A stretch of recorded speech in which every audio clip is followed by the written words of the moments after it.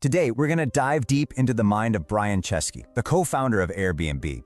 Now, this isn't your typical tech story. It's not about some genius coder. It's about a designer who turned an entire global industry on its head, not with a better algorithm, but with a completely new philosophy, a new way of seeing the world. So let's get into it and decode his approach.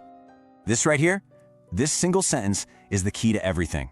You see, before Airbnb, the hospitality industry had spent 100 years perfecting one thing, turning travel into a sterile, predictable commodity. It was a game of inventory, of scale, of making everything the same. More rooms, more beds, more efficiency.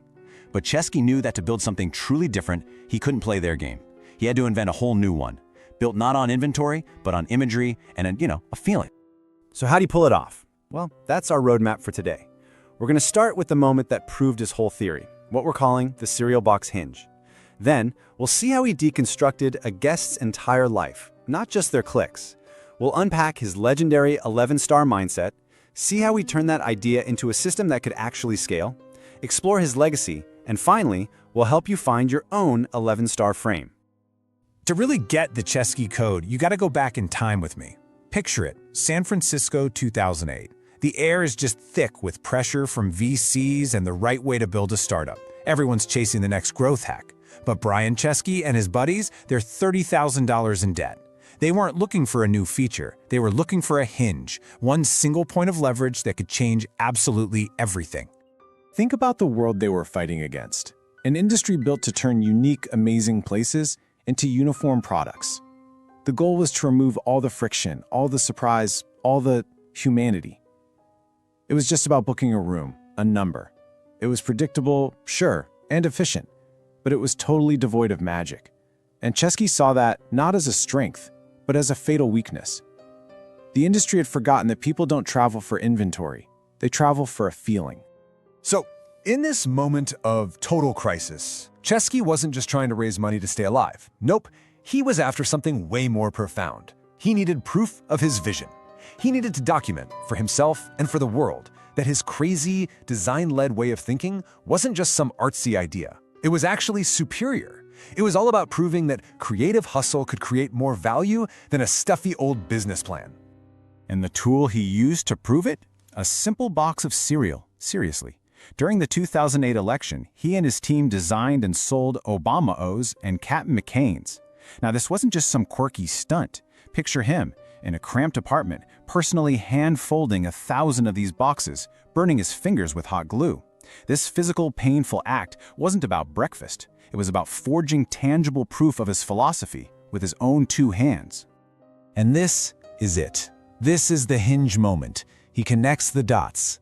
The value wasn't in the cardboard or the cereal inside. The value was in the story of the election. That feeling of being part of a moment. And right there, in that kitchen, covered in glue, it clicks. If a story can sell a $4 box of cereal for $40, then the story of belonging can sell a travel experience for hundreds. The story is the product.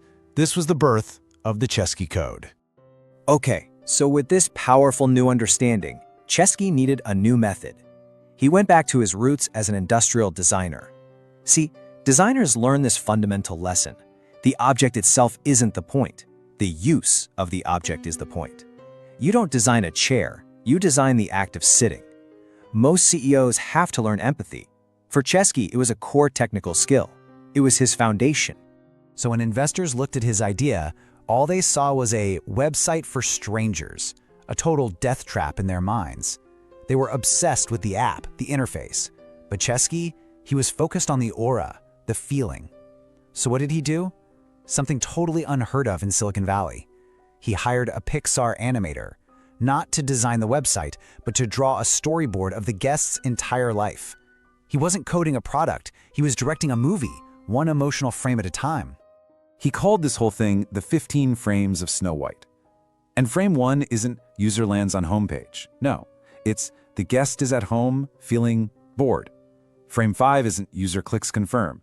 It's the guest is at the airport feeling anxious. And frame 10, the guest is entering the home, feeling a sense of wonder.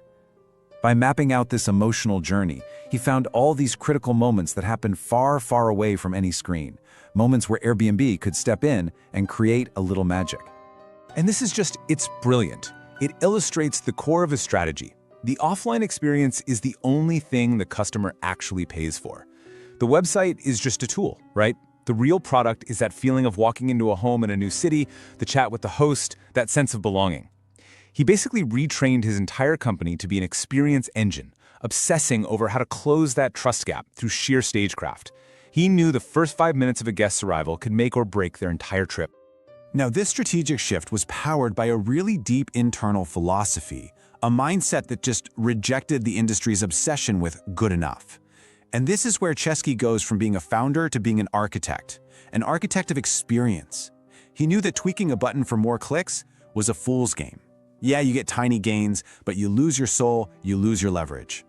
He started running the company by this new rule. It means the product, the app, the booking system, that's just the bare minimum. That's your price of admission.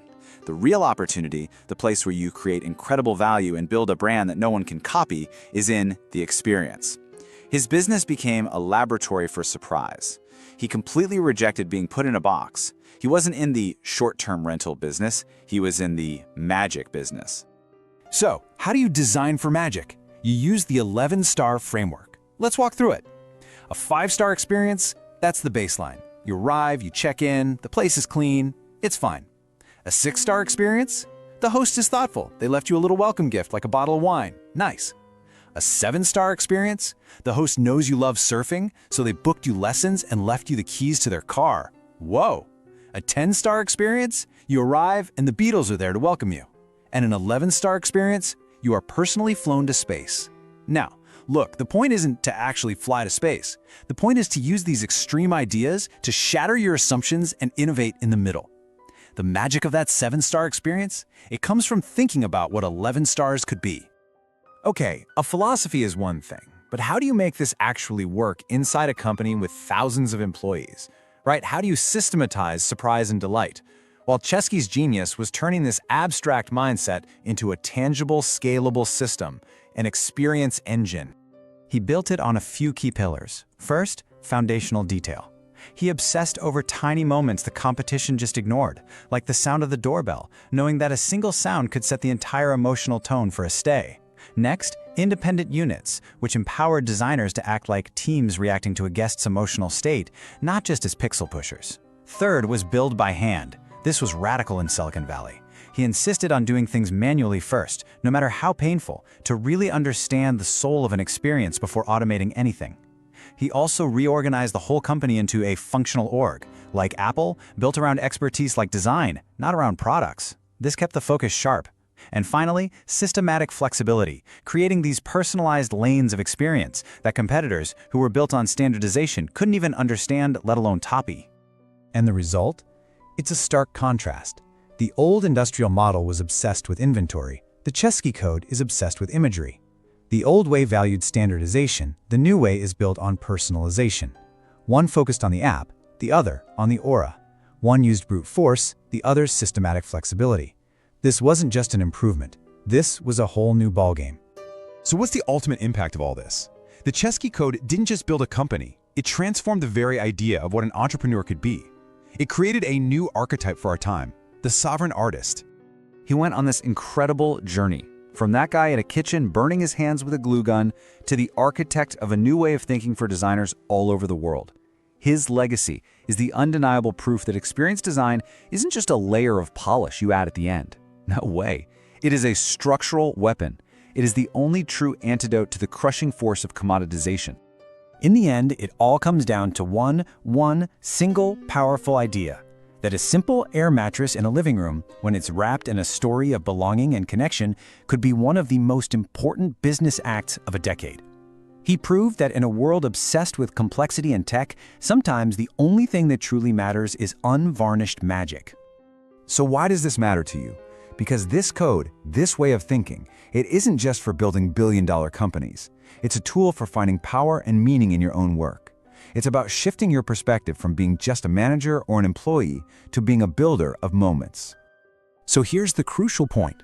The truth of your potential lies in the logic you choose to follow. And your design, the way you intentionally craft moments for others, whether they're your customers, your colleagues, or even your family, that is the code for your greatness. Stop fighting over the product, the task, the feature. Start building the magic around it. And that leaves us with one final question. Take a look at your own work, your own life. Find a task, a meeting, an interaction that you've just accepted as routine. Find your own Snow White frame. And ask yourself, what would the 11-star version of this look like? What would happen if you committed so deeply to the experience that you found a way to create a moment of pure, unvarnished magic? Because that choice, that design, that's entirely up to you.